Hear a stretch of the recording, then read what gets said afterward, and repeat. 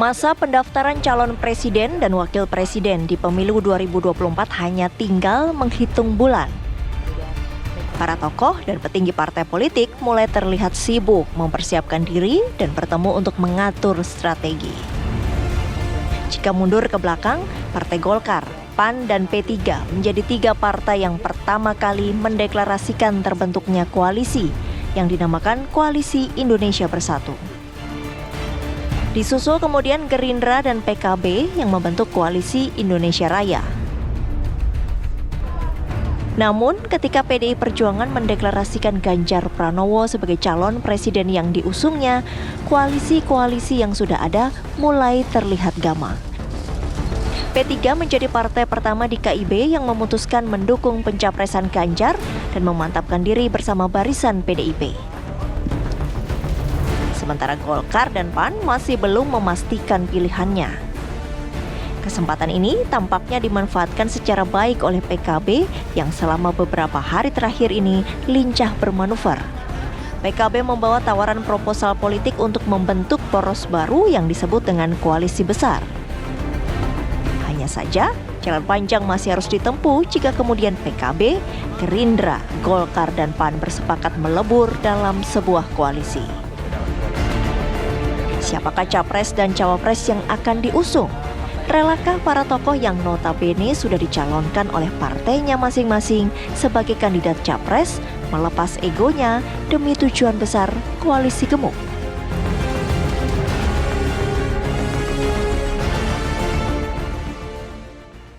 Anda lihat tadi dalam rangkaian gambar kami, gambar dokumentasi kami yang sudah kami tayangkan untuk Anda pemirsa, lincah betul pergerakan PKB beberapa hari belakangan ini. Bertemu dengan ketum-ketum dari partai-partai politik, kemudian juga tokoh-tokoh. Nah, apakah kemudian upayanya untuk bisa membuat koalisi besar akan terwujud? Kalau memang terwujud, siapa kira-kira yang akan dimajukan sebagai pasangan capres dan juga cawapres? Lalu bagaimana kemudian Gerindra dan juga Golkar menanggapi hal ini?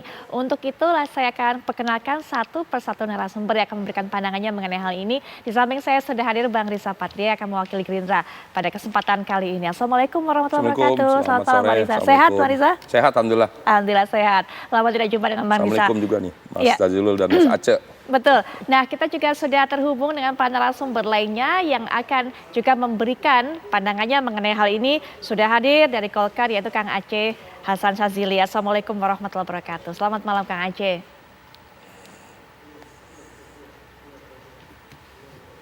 Kang Aceh, sepertinya kami masih Selamat malam. ini kami sudah bisa mendengar suara Kang Aceh. Selamat malam. Baik, dan juga kita akan mendengarkan sebenarnya upaya apa yang sedang dilakukan oleh PKB. Apa rencana dibalik dengan pertemuannya dengan ketum-ketum parpol ini? Nanti akan dijelaskan juga oleh Pak Jazilul Fawait dari PKB. Assalamualaikum warahmatullahi wabarakatuh. Selamat malam Pak Jazilul. Waalaikumsalam Putri, Kang Aceh, Pak Riza. Selamat malam semuanya. Baik, langsung saja mungkin Pak Jazilul bisa dijelaskan apa upaya yang dilakukan oleh PKB ini. Kok begitu gencar pergerakannya, manuvernya beberapa hari belakangan ini? Betulkah kemudian ingin sekali menggandeng partai-partai lain untuk bisa membentuk koalisi besar? Pak Jazilul silakan dijelaskan. Ya tentu PKB memang memanfaatkan momen Idul Fitri, kita gunakan menjadi lebaran yang ceria. Supaya teman-teman atau silaturahim yang diintensifkan Gus Muhaimin memberikan dampak kerjasama, kebersamaan, dan perdamaian menjelang pemilu 2024. Prinsipnya PKB sudah kontrak kerjasama dengan Gerindra. Dan tinggal menunggu siapa capres dan cawapresnya. Putri dan kita tahu semua bahwa di Indonesia ini, menurut pengamat, politik ini atau aliran politik ini terbagi dua. Satu nasionalis, dua Islam. Dan perlu diketahui PKB ini adalah partai berbasis Islam terbesar di Indonesia. Dan Gerindra termasuk partai nasionalis yang besar juga. Kalau ditambah Golkar, menurut saya itu sudah bisa disebut sebagai koalisi besar. Karena memang dari proporsi jumlah suara maupun aliran-aliran politik di Indonesia itu luar biasa. Dan pasti insya Allah jika ini bertemu dalam satu, duduk bersama dalam satu koalisi, satu visi dan perjuangan, insya Allah di 2024 akan menjadi pemenang. Oke. Namun koalisi besar ini perlu digagas dan ditindaklanjuti karena apa? Tidak mudah mencari titik temu bagi partai-partai yang ketua umumnya memang memiliki potensi besar untuk masuk di presiden maupun cawapres. Oke. Nah, di sini seninya. Jadi PKB kira-kira ya apa mendinamisir keadaan supaya dinamika seninya itu memang presisi hasilnya, apalagi nanti disepakati ada koalisi besar. Kalau sekarang memang dengan Gerindra kerjasamanya, namun kerjasama itu juga dibolehkan untuk merangkul partai-partai yang lain agar menjadi kekuatan yang besar. Nah, visi PKB ada di situ, jadi kami dengan Gerindra bersepakat agar koalisi ini terus diperbesar. Baik, bersepakat koalisi ini terus diperbesar, Golkar jadi incaran. Nah, Golkar kemudian bagaimana Kang Aceh? Akankah kemudian bergabung dengan ini Kang Aceh? Iya, pertama sebagaimana tadi highlight yang disampaikan oleh TV One menyebut bahwa kita telah sebelumnya memiliki koalisi Indonesia Bersatu ya. Dan koalisi Indonesia Bersatu ini terus melakukan komunikasi politik walaupun satu di antara KIB ini ada yang sudah menyatakan dukungan calon presidennya gitu ya. Namun sebagai forum komunikasi antar partai politik untuk membahas berbagai hal terkait dengan isu-isu kebangsaan masih terus berlangsung hingga saat ini. Nah, koalisi besar yang digagas ini kan sebetulnya pernah dibicarakan secara bersama-sama dalam pertemuan silaturahmi Ramadan yang dilaksanakan di Partai Amanat Nasional waktu itu. Di situ bukan saja hanya KIB yaitu Pak Erlangga, ada Pak Zul, ada Pak Mardiono, tetapi juga ada Bapak Prabowo Subianto dan juga ada Bapak Muhaimin Iskandar waktu itu. Dan gagasan koalisi besar ini terus didorong hingga saat ini dan termasuk diantaranya kemarin ya di Istana 6 partai pendukung pemerintah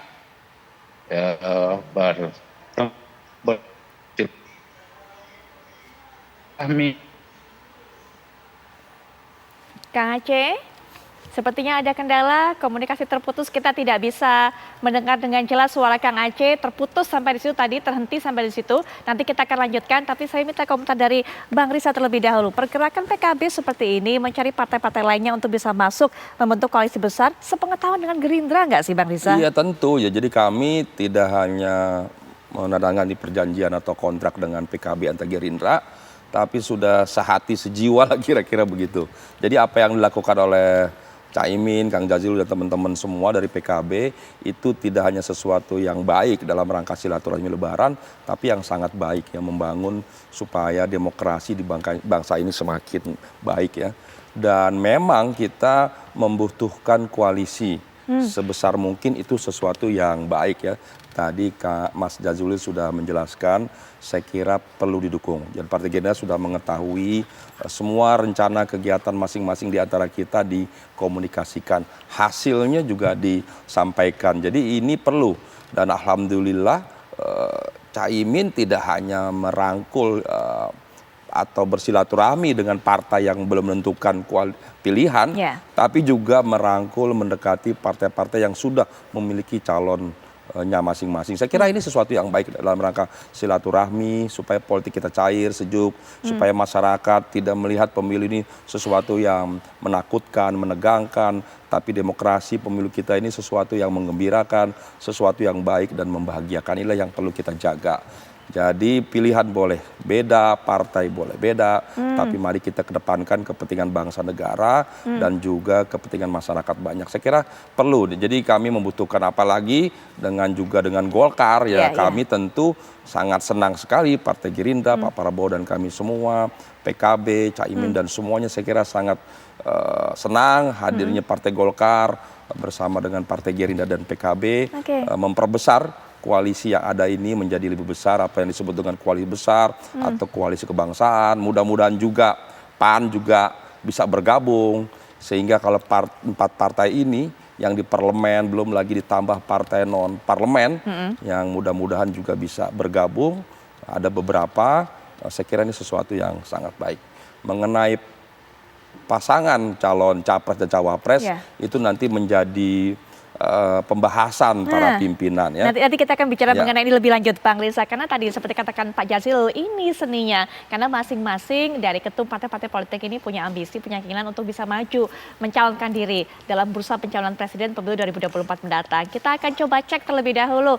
Kang Aceh, apakah sudah bisa mendengar saya? Dan apakah juga sudah bisa kita dengarkan suaranya baik? Kang Aceh, mohon maaf, tadi memang terhenti. Kami hanya bisa mendengar Kang Aceh sampai menjelaskan bahwa tadi itu atau koalisi besar ini memang sudah ada gagasannya, rencananya, bahkan kemarin juga sempat disinggung kembali pada saat silaturahmi seluruh ketum parpol mendukung pemerintah ini kemudian bertemu. Tapi tadi sudah diperjelas, setelah itu kami tidak bisa mendengar, tapi kemudian diperjelas oleh Bang Risa bahwa begitu welcome-nya menyambut dengan hangat kehadiran Golkar jika mau bergabung PKB dan Gerindra ini. Kang Aceh. Ya, gagasan koalisi besar ini kan sesungguhnya bukan sudah menjadi pembicaraan di kalangan para ketua umum partai, terutama partai pendukung pemerintah ya. Dan pembicaraan tersebut saya kira tadi sudah saya sampaikan dimulai sejak pembahasan atau silaturahmi pada saat silaturahmi Ramadan di PAN waktu itu. Hampir semua partai, 6 partai hadir dalam acara tersebut. Nah, kami Partai Golkar pada saat Lebaran kemarin juga kan bersilaturahmi dengan Pak Prabowo sebagai Ketua Umum Gerindra ya. Dan secara khusus kemarin kami juga melakukan silaturahmi dengan partainya Pak Kiai Jazilul Fawait dengan Gus Muhaimin dan seluruh jajaran pengurus Partai Kebangkitan Bangsa. Sebelumnya kami pun juga mencoba untuk memperluas gagasan koalisi besar ini dengan Partai Demokrat gitu ya. Nah, apa yang menjadi pembahasan? Kenapa kami penting juga memberikan dukungan terhadap upaya kita membangun koalisi besar ini? Ya, itu yang disampaikan saya kira dalam pertemuan para ketua umum di istana jelas ya bahwa memang tantangan yang dihadapi oleh bangsa kita tentu tidak mudah ya. Karena tantangan ekonomi, tantangan global ini membutuhkan dukungan stabilitas politik dari kekuatan partai politik yang ada di Indonesia. Membangun Indonesia tentu tidak hanya menjadi domain atau ranah 1-2 partai, tetapi perlu ada kebersamaan, perlu ada kekeluargaan dari para partai politik, terutama saya kira memastikan stabilitas dukungan tersebut di parlemen. Dan Pak Erlangga sebagai Ketua Umum Partai Golkar dan juga sebagai Menko Perekonomian, beliau menjelaskan bahwa ya negara kita ini sekarang berada pada persimpangan, di mana kalau kita mampu memanfaatkan 5-10 tahun ke depan peluang apa yang disebut dengan bonus demografi, ya kita bisa naik kelas sebagai sebuah bangsa, yaitu kita keluar dari middle income trap, gitu ya. Tetapi kalau misalnya situasi politik kita masih diliputi oleh dinamika yang tidak perlu, sampai kemudian bisa menimbulkan upaya kita untuk mendorong ekonomi kita menjadi ekonomi kelas dunia, maka jangan berharap kita akan keluar dari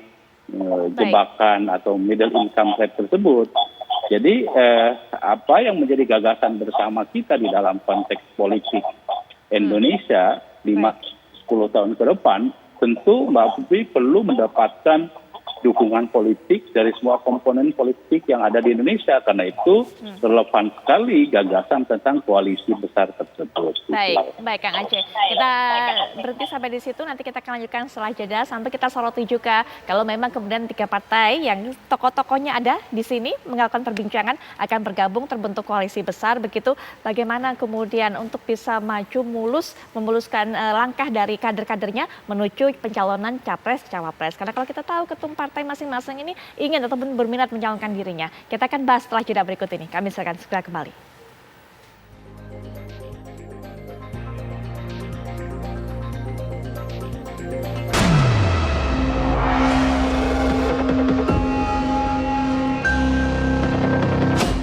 Kalau sebelum jeda tadi kita sudah mendengarkan apa pendapat dari Kang Aceh, sepertinya ini bisa mewakilkan Golkar yang sepertinya juga akan menyambut uluran tangan begitu terbuka yang diberikan oleh baik itu Gerindra maupun PKB untuk bisa bergabung dan juga membentuk koalisi besar. Pertanyaan berikutnya adalah sesuai dengan munas dari masing-masing partai politik ini, tiga-tiganya sepertinya ketua umum dari 3 partai ini juga mencalonkan diri atau berminat untuk bisa mencalonkan diri menuju kursi calon presiden di pemilu 2024. Lantas bagaimana kemudian untuk bisa melakukan koordinasi siapa yang akhirnya diajukan sebagai capres dan juga pendampingnya cawapres, harus ada yang rela untuk kemudian menepis ego itu semua. Bagaimana Bang Riza melihat hal ini? Ya jadi memang kan sekarang ini kan masing-masing partai kan punya capres masing-masing. Gerindra hasil internal Rapimnas mengusung Pak Prabowo sejak Agustus tahun lalu. PKB di internal juga sudah memutuskan Caimin sebagai capres. Golkar juga sudah jauh-jauh memutuskan Erlangga sebagai capres. Nah kalau 3 koalisi ini bergabung, ini sesuatu yang baik. Tidak hanya membangun koalisi yang besar, tapi mewakili seluruh masyarakat dari Aceh sampai Papua, nasionalis dan religius, dari berbagai aspek golongan dan sektor bergabung di sini. Dan kualitas daripada pimpinan-pimpinan partai ini adalah kualitas capres. Nah, jadi kompetensinya tidak diragukan lagi. Tentu nanti pada akhirnya partai-partai ini akan memutuskan 1 capres dan 1 cawapres. Ya, selebih itu semua akan legowo karena semua untuk kepentingan bangsa dan negara. Kami sendiri kenapa masih dan terus memperjuangkan Pak Prabowo dalam pemilu-pemilu ini? Karena bangsa ini membutuhkan pemimpin yang betul-betul berkualitas. Pak Prabowo apa sih kelebihannya? Pak Prabowo itu kelebihannya memiliki bobot bebet yang sangat baik. Apalagi kelebihan Pak Prabowo? Selain tentu nasionalismenya tidak diragukan, kenegarawannya sudah terbukti dan teruji, kebaikannya, ketulusannya luar biasa seperti sampaikan Gus Dur. Kemudian apalagi beliau ini IQ-nya tinggi, orang yang memang pintar, yang cerdas, tidak hanya cerdas secara lahiriah, tapi juga selama hidupnya rajin membaca. Jadi pengetahuannya luas, hubungannya internasional. Jadi kita sekarang membutuhkan pemimpin berkelas dunia, kelas internasional. Kenapa demikian? Karena bangsa ini sudah multidimensional, sudah tanpa batas antara negara. Kemudian juga kita kenapa membutuhkan pemimpin seperti Pak Prabowo. Kita lihat ada perang Ukraina dengan Rusia tidak diduga. Kemudian ada potensi Tiongkok dengan Taiwan, bahkan Tiongkok dengan Amerika dan perang-perang lainnya. Kita butuh pemimpin yang mengerti geopolitik, geostrategi, wawasan pertahanan negara, persatuan dan sebagainya. Dan hari ini di internal juga di Indonesia masih ada separatisme dan sebagainya. Kita butuh pemimpin yang mempersatukan, yang dapat diterima oleh semua kelompok, semua golongan, dan yang dapat mengakomodir semua kepentingan dan mampu mendrive semua kekuatan ini untuk kepentingan bangsa negara. Oke, itu promosinya Gerindra terhadap Pak Prabowo Subianto yang akan maju sebagai capres. Tapi kemudian Pak Jazilul seperti apa Pak Jazilul? Apakah kemudian masih akan kekeh untuk bisa mencalonkan Caimin atau tadi yang dikatakan oleh Bang Riza, kata kuncinya adalah legowo? Pak Jazilul, silakan. Tentu kami PKB sejak awal memilih koalisi itu tidak main-main.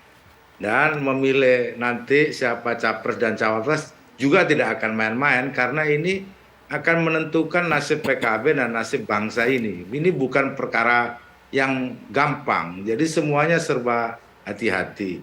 Namun kami dengan Gerindra itu sudah ada formulanya bahwa untuk urusan capres dan cawapres itu diberikan kewenangannya kepada Pak Prabowo dan Gus Muhaimin. Jadi sangat simpel. Dua orang bertemu menentukan siapa presiden dan siapa cawapresnya, diumumkan, dua partai akan bergerak. Jadi bagi PKB, koalisi yang sudah dilakukan bersama Gerindra itu sangat nyaman dan sangat simpel karena semuanya bisa diformulasikan di situ. Nah, nanti jika ada partai lain yang bergabung, apakah formulasi itu berubah atau tidak? Nah, nanti akan tentu dibicarakan, misalkan Pak Erlangga bergabung, Golkar bergabung juga di situ. Padahal formulasinya ini kan untuk capres dan cawapres ada di tangan Pak Muhaimin dan Pak Prabowo. Nah, duduklah bertiga. Tentu masing-masing mencari titik temu. Karena apa? Yang terpenting dari sebuah koalisi itu adalah menang. Percuma kita kumpul koalisi besar, punya gagasan besar, namun kemudian di Pilpres kalah. Semua visi tidak bisa dijalankan. Nah, oleh sebab itu kami bersama Gerindra sudah menyusun sekber, sudah membuat satu gerakan, hanya tinggal selangkah lagi untuk ditentukan oleh Pak Prabowo dan Gus Muhaimin. Setelah itu langsung jalan. Nah, kemudian faktanya hari-hari ini Pak Prabowo juga silaturahim dengan para tokoh, Pak Muhaimin bersilaturahim dengan para tokoh. Ini dalam rangka memberikan menambah kekuatan energi, baik visi, berbagi pengalaman dengan yang lain, termasuk juga dengan Golkar. Karena Golkar itu bukan partai kecil, Golkar itu juga partai besar, yang juga punya visi yang besar, punya juga cita-cita yang besar. Nah, kalau para orang-orang besar ini bertemu, kemudian ada formula yang jelas, diambil keputusan, saya yakin ini akan memberikan kebaikan pada bangsa ini, bukan hanya partai-partai yang ada dalam koalisi. Nah, ini yang betul-betul hari-hari ini dipikirkan oleh Gus Muhaimin dan PKB. Dan perlu dicatat, selama PKB melakukan koalisi, menentukan teman koalisi, menentukan capres-cawapres, alhamdulillah penentuannya tepat dan seringkali menang. Nah, memang bersama Gerindra baru kali ini, harus saya akui bahwa PKB bekerja sama dengan Gerindra baru kali ini. Oleh sebab itu publik juga menunggu apakah koalisi PKB dan Gerindra ini mampu kemudian memutuskan siapa capres dan cawapresnya. Jika tidak, maka PKB juga punya formula yang lebih rasional untuk kemudian bisa terus bergerak dalam koalisi, namun juga memberikan kemenangan ke depan. Itu perlu dibicarakan, tapi urusan capres dan cawapres kami tidak bisa ikut, karena itu urusannya Pak Prabowo dan Gus Muhaimin. Siapapun yang ditunjuk, kader PKB akan bergerak, akan berjuang untuk kemenangan di Pilpres 2024. Baik, sudah menyusun formulanya ya. Baik, sudah menyusun formulanya Gerindra ini dengan PKB, Kang Aceh. Tapi walaupun nanti ada kata Golkar bergabung, juga akan bisa duduk bersama. Tapi yang pasti juga harus ada yang melepaskan egonya dan ada legowo. Kang Aceh bagaimana? Iya, pada saatnya pasti akan dibicarakan soal capres-cawapres ya. Dari koalisi besar antara Pak Prabowo, kemudian Pak Muhaimin, Pak Erlangga Hartarto sebagai ketua umum partai, dan tentu partai-partai yang lain. Karena tentu pembicaraan soal capres-cawapres ini saya kira jika memang koalisi ini telah menemukan konfigurasinya yang tepat. Karena apa yang dilakukan oleh para ketua umum partai ini kan masih terus ya menambah spektrum dari koalisi ini agar lebih besar gitu ya. Karena yang namanya koalisi besar tentu harus didasarkan pada semangat untuk membangun koalisi besar tersebut. Nah, bagi Partai Golkar sendiri saya kira bagaimana yang sudah diketahui, dan saya kira Pak Prabowo juga tahu, Pak Jazilul Fawait, Pak Muhaimin juga tahu bahwa Partai Golkar juga memiliki kebijakan internal. Kita sudah memutuskan di dalam musyawarah nasional 2019 yang lalu dan kemudian diperkuat dalam Rapimnas bahwa Bapak Erlangga Hartarto sebagai calon presiden dari Partai Golkar begitu. Dan tentu pilihan terhadap Pak Erlangga sendiri sebagai calon presiden bukan tanpa alasan, dan kita saya kira bisa melihat bagaimana kualitas kepemimpinan Pak Erlangga Hartarto sebagai Menko Perekonomian telah menunjukkan kinerja yang sangat bisa dilihat oleh masyarakat. Bagaimana perekonomian kita kemarin baru diumumkan di tengah ancaman resesi dunia, kita mampu bertahan ekonomi kita tumbuh 5,3%. Nah ini kan bukan sesuatu yang mudah. Bagaimana Pak Ketua Umum, Pak Menko Perekonomian Pak Erlangga Hartarto mampu mendrive, mengkoordinasi, tentu atas arahan Bapak Presiden ya, menjaga stabilitas ekonomi kita dan merupakan pertumbuhan ekonomi yang sangat positif di dunia, bahkan mengalahkan negara-negara yang lain. Nah tentu apa yang dilakukan oleh Pak Erlangga ya sebagai Menko Perekonomian ini, ya kita berharap ini pun juga memiliki implikasi elektoral bagi pemerintah itu sendiri maupun ya terhadap bagaimana nanti di tahun 2024 kekuatan koalisi besar ini, tren positif dari pertumbuhan ekonomi ini tetap harus terjaga.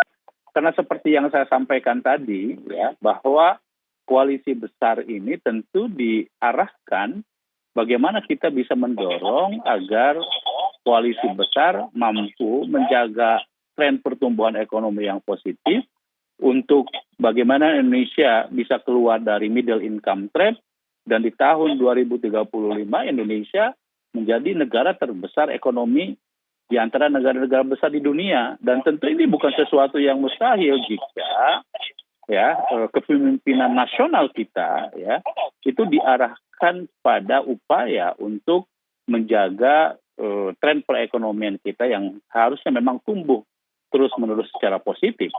Karena kan kita tidak mungkin menjadi negara maju kalau pertumbuhan ekonomi kita tidak sesuai dengan harapan. Nah, karena itu kehadiran koalisi besar selain untuk menjaga tren positif dari pertumbuhan ekonomi kita di tengah tantangan resesi, tadi disebutkan oleh Pak Riza ya bahwa konflik Rusia Ukraina ya perang dagang dan lain-lain itu harus menjadi tantangan serius bagi bangsa kita. Dan karena itu tentu dengan dukungan ya kekuatan politik yang solid ya baik menjelang pemilu maupun nanti dalam proses kepemimpinan ke depan tentu penting sekali untuk terus ditumbuhkan optimisme kita. Gitu.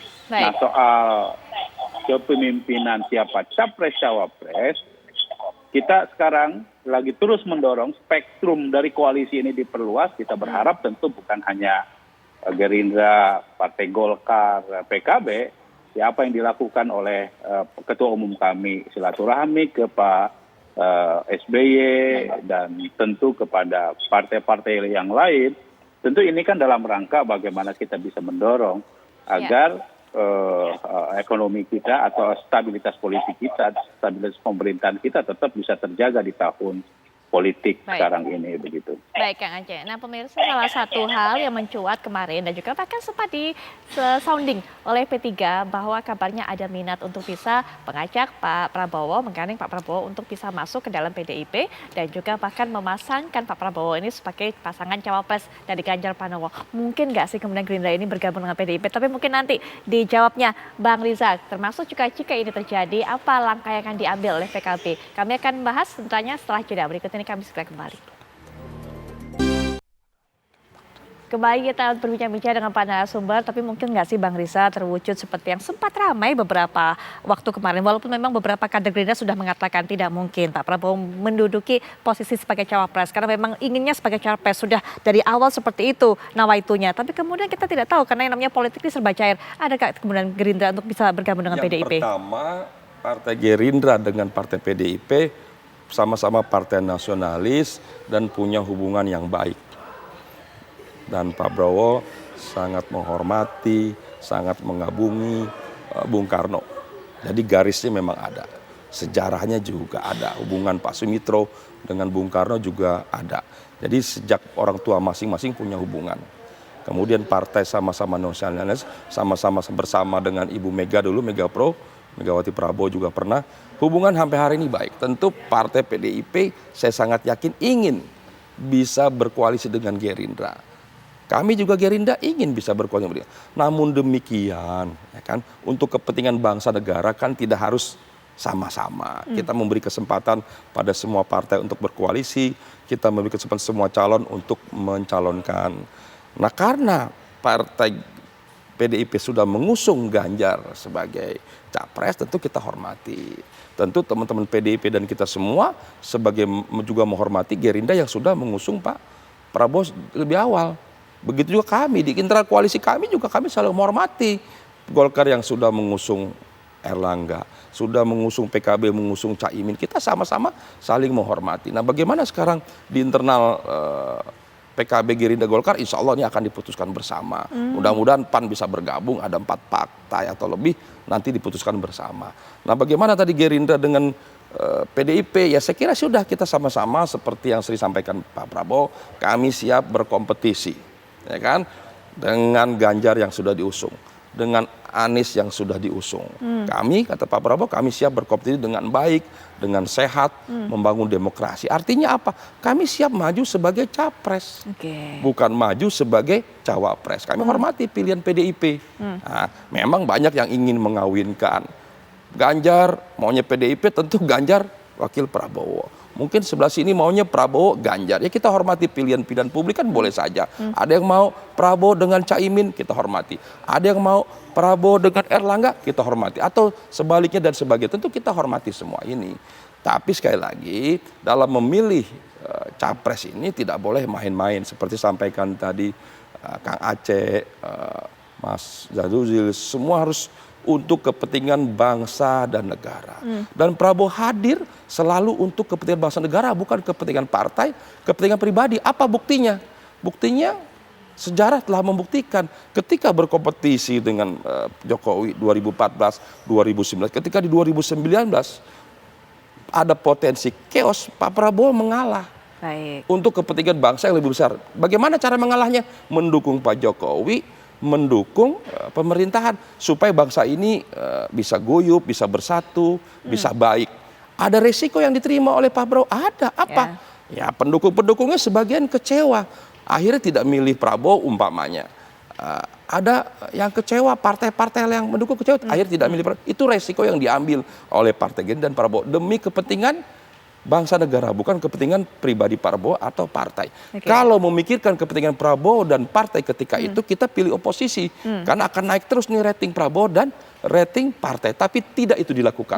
Itulah bukti bahwa Prabowo dan Partai Gerindra mengedepankan kepentingan bangsa negara, supaya bangsa bersatu, solid, guyup, sehingga kita mendukung Pak Jokowi, mendukung pemerintahan. Dan alhamdulillah kinerja beliau sebagai Menteri Pertahanan adalah menteri yang terbaik.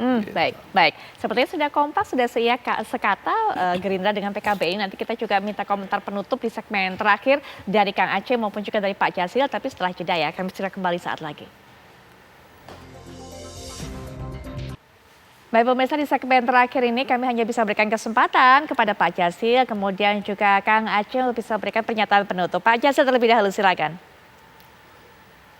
Janur kuning belum melengkung, semua kemungkinan akan terjadi. Bahwa kami sedang berpacaran dengan Gerindra dan mengikat janji. Mudah-mudahan takdirnya nanti Gus Muhaimin dengan Pak Prabowo menemukan keputusan yang terbaik untuk bangsa ini, termasuk untuk PKB. Jika kami tidak pernah berpikir negatif, kami optimis sampai hari ini bahwa Pak Prabowo dengan sejumlah pengalamannya, Gus Muhaimin dengan sejumlah pengalaman kepemimpinannya juga akan mampu merumuskan keputusan yang terbaik. Bukan hanya untuk PKB dan Gerindra, tetapi untuk masa depan bangsa ini. Saya yakin pemilu 2024 ini pesta yang diharapkan oleh seluruh bangsa ini untuk melahirkan pemimpin masa depan, pemimpin yang mampu nanti melahirkan keadilan dan kesejahteraan. Mudah-mudahan rakyat memberikan mandat itu kepada Gerindra dan PKB, juga kepada Partai Golkar, sehingga apa yang menjadi harapan dari Pilpres 2024 itu bukan harapan kosong. Nah, ini kita sedang berjuang, mohon doa seluruh semuanya Mungkin ada yang bilang ini kok masih ribut-ribut. Ya, memang itu bagian dari dinamika untuk mencari yang terbaik. Mohon publik juga bersabar. Kami memang sudah setahun membangun kerjasama sehati dengan Gerindra, namun sampai hari ini belum diputuskan. Kami juga berkomunikasi dengan Golkar, komunikasi yang baik sampai hari ini. Mudah-mudahan nanti semua komunikasi ini akan melahirkan yang terbaik untuk bangsa ini. Presiden dan Capres terbaik. Ya, singkat saja Kang Aceh, silakan Kang Aceh. Pertama tentu hampir semua partai politik menghargai atas kebijakan internal partai politiknya ya, termasuk kami juga mendorong hasil dari musyawarah nasional yang menyatakan bahwa Pak Erlangga sebagai calon presiden. Tentu saya kira Partai Gerindra, PKB juga sangat mengetahui soal itu. Nah, yang tentu kita harapkan dalam konteks bagaimana membangun koalisi ini adalah soal masing-masing di antara kita memiliki kesamaan persepsi dan kenyamanan di dalam melakukan komunikasi politik ini dengan sebaik-baiknya. Partai Golkar sebagai pemenang kedua, ya tentu kami merasa bahwa penting sekali kami menjaga agar apa yang kami lakukan itu juga dalam rangka mendorong agar proses politik ke depan juga dihubungkan dengan elektabilitas, ya, efek elektoral dari partai terhadap masing-masing pilihan dari capres-cawapres. Nah, karena itu kami sekali lagi menyerahkan sepenuhnya kepada para ketua umum partai politik ini untuk mencari siasat yang terbaik untuk konfigurasi capres-cawapres di 2024. Dan saya yakin semua pasti akan memegang komitmen untuk membangun bagi kemajuan bangsa yang kita cintai ini. Saya kira itu prinsipnya, Mbak Putri. Terima kasih Pak Jazilul, juga terima kasih sudah meluangkan waktu untuk bisa memberikan pandangannya dalam perbincangan ini. Marisa juga terima kasih sudah berkenan datang dan juga memberikan informasi kepada Kang kita Aceh, semua. Mas Jazilul semuanya, pemirsa TV One, terima kasih. Baik, pemirsa, perbincangan ini juga menjadi penutup jumpa kita. Kita akan jumpa lagi esok ya, 18.30 waktu Indonesia Barat. Jangan sampai dilewatkan. Saya Putri Viola pamit, selamat malam. Sampai jumpa.